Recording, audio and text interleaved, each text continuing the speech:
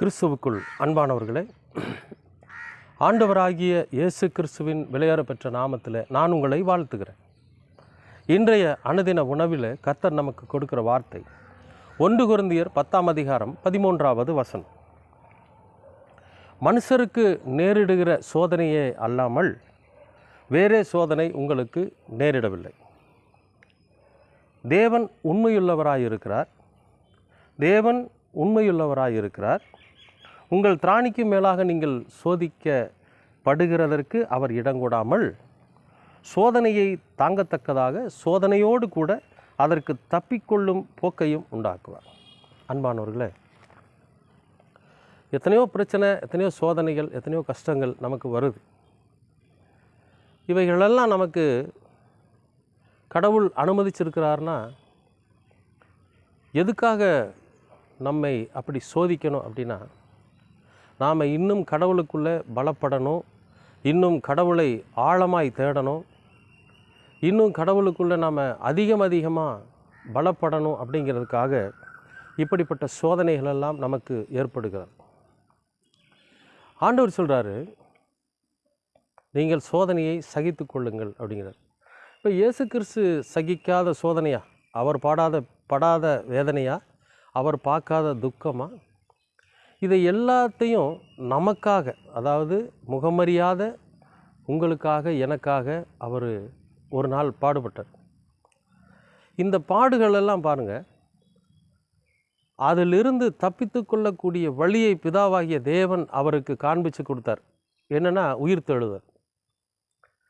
ரெண்டாவது, அதை தாங்கி கொள்ளும்படியான பலனும் சரீர பலனும் அவருக்கு பிதாவாகிய தேவன் கொடுத்தார். அப்போ அதை தாங்கிக்கிட்டார்.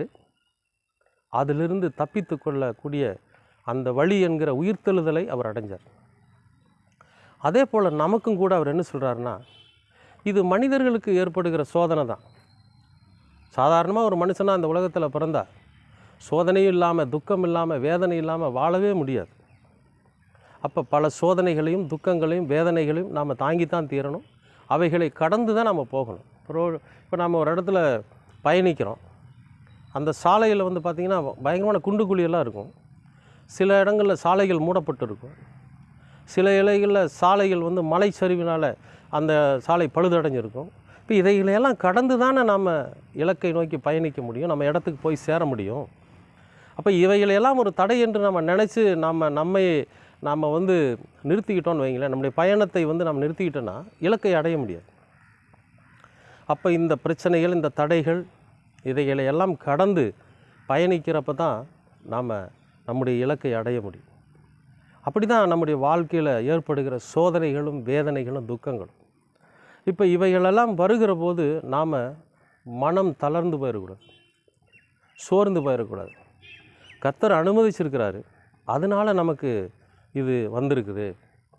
அப்போ அதை தாங்கி கொள்ளக்கூடிய பலனை நமக்கு அவர் கண்டிப்பாக கொடுப்பார். ஆண்டவரத்தில் கேட்கணும், ஆண்டவரை இந்த சோதனைகளையும் இந்த வேதனையும் துக்கத்தையும் தாங்கி கொள்ளக்கூடிய பலன் எனக்கு கொடுங்க அப்படின்னு சொல்லி ஆண்டவர்கிட்ட கேட்குறப்போ நிச்சயமாகவே அவர் அந்த பலனை கொடுப்பார். அது மட்டும் இல்லை, அவர் உண்மையுள்ளவராக இருக்கிறார். அவர் பொய் சொல்ல மாட்டார். அவர் நமக்காக எதை செய்வேன் என்று சொல்லி இருக்கிறாரோ அதை நிச்சயமாக செய்து முடிப்பார். எதை கொடுப்பேன் என்று சொல்லி இருக்கிறாரோ அதை நிச்சயமாக கொடுப்பார். நமக்கு பலனை கொடுக்குறேன்னு சொல்லியிருக்கார். அப்போ ஆண்டவரத்தில் கேட்போம், ஆண்டவரே இந்த சோதனைகளிலுமிருந்து, இந்த துக்கங்களிலுமிருந்து, இந்த வேதனைகளிலுமிருந்து எனக்கு நான் விடுவிக்கப்படுகிற வரைக்கும் எனக்கு பலனை கொடுங்க அப்படின்னு கேட்குறப்போ நிச்சயமாகவே ஆண்டவர் பலனை கொடுப்பார். அது மட்டும் இல்லை, அதிலிருந்து தப்பித்து கொள்ளக்கூடிய வழியையும் அவர் நமக்கு காண்பிப்பார். அதுக்கு சோதனையை கொடுக்காமல் இருந்துக்கலாமே இல்லையா? அப்படி ஒரு கேள்வி நமக்குள்ளே எழும்புதில்லை. சோதனையை கொடுக்காமையே இருந்துட்டா நாம் பேசாமல் அமைதியாக இருந்திருக்கலாமே. அப்படி அல்ல. ஒரு வாழ்க்கைனா பல விஷயங்களை நம்ம சந்திக்கணும், பல செயல்களை சந்திக்கணும். பெற்றோர்கள் மூலிமா, பிள்ளைகள் மூலிமா, சகோதரர்கள் மூலிமா, உற்றார் உறவினர் மூலிமா, நண்பர்கள் மூலிமா பல பிரச்சனைகளை நாம் சந்திக்கிறப்ப தான் நாம் நம்மை பட்டை தீட்டி கொள்ள முடியும், நாம் நம்மை பரிசுத்தப்படுத்தி கொள்ள முடியும், நாம் நம்மை பலனுள்ளவர்களாக மாற்றிக்கொள்ள முடியும். அன்பானவர்களே, இப்போது சோதனை காலம்னு வைங்களேன், ஆண்டவரிடத்தில் கேட்கணும், எனக்கு அதை தாங்கிக்குள்ள பலனை கொடுங்க ஆண்டவரே. ரெண்டாவது, அதிலிருந்து தப்பித்து கொள்ளுகிற வழியை நீங்கள் எனக்கு காட்டுங்க. ஆண்டவர் சொல்லியிருக்கார், நிச்சயமாக நான் உங்களுக்கு காட்டுவேன்.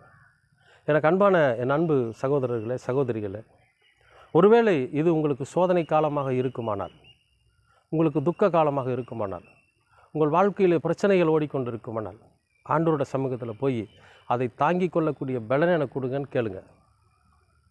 நிச்சயமாக கர்த்தர் தருவார். அது மட்டும் இல்லை, அதிலிருந்து தப்பித்து கொள்ளுகிற வழியை நீங்கள் எனக்கு காண்பின்னு சொல்லுங்கள், அதையும் காண்பிப்பார்.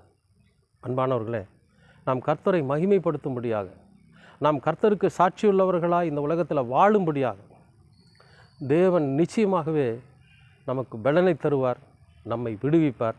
உங்களையும் என்னையும் அவர் விடுவிக்க காத்திருக்கிறார், பலன் கொடுக்க காத்திருக்கிறார். நாம் கேட்கணும், அவர் நிச்சயமாக தருவார். நாம் சாட்சியுள்ளவர்களாக இருக்க முடியும். கர்த்தர் உங்களை ஆசீர்வதிப்பார். அன்பின் பரலோக பிதாவே, அருமையான நல்ல இந்த அனுதின உணவிற்காக உமக்கு நன்றி. இந்த நாளை நீர் ஆசீர்வதித்து கொடுத்திருக்கிறீர், அதற்காக ஸ்தோத்திரம். கர்த்தாவே, நாங்கள் எங்களுடைய வாழ்க்கையில், எங்களுடைய சோதனை காலங்களில் நாங்கள் பலனடைய நீர் எங்களுக்கு பலனை தாரும், கிருபை தாரும். அது மட்டுமல்ல ஆண்டவரே, அந்த சோதனைகளிலிருந்து நாங்கள் எங்களை விடுவித்து கொள்ளுகிற வழியை நீர் ஆயத்தப்படுத்தித்தார். எல்லா சூழ்நிலைகளிலும் கர்த்தர் எங்களோடு கூட இருக்கிறீர், அதற்காக நன்றி. நீர் எங்களை வழி நடத்துகிறீர், நீர் எங்களை விடுவிப்பீர். எல்லாவற்றையும் இரட்சகர் இயேசு கிறிஸ்துவின் வழியாய் கேட்கிறோம் நல்ல பிதாவே. ஆமென்.